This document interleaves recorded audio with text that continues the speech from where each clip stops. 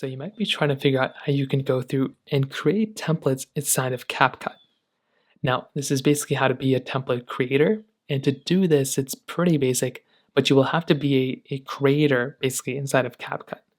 So to do this, what you're going to want to do is you want to make your way over into your internet browser on your phone, and you want to Google CapCut Creator Program. So it's going to look something like this. It's going to be the CapCut Creator Program, and you want to tap on this CapCut.com link. Now, it'll tell you and bring you into US Template Creator program. So if you go and kind of take a look at their page, it's going to tell you everything that you're going to want to do specifically for your country inside of how to be a TikTok CapCut creator. So it tells you some other people's advice and things like that. Now, what you're going to want to do is at the very top, you want to click on Apply Now. So click on Apply Now, and what's going to happen is it's going to give you this information. Now it's going to say as a template creator, you'll have the opportunity to design all this stuff. Then it says CapCut only collects your personal information for this application and future contact and projects.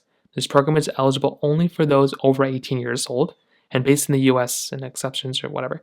So now what you can do is type in your email. So type in your email.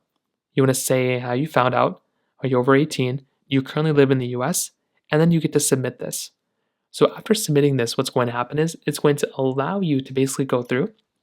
It's going to allow you to basically recover your, it's going to be able to, create an account for you inside of it. It's already going to use your pre-existing account, but you should then be able to start creating templates within CapCut as soon as they accept your request. So that's basically how it works. If you have any other thoughts or questions, please let me know in the comment section below.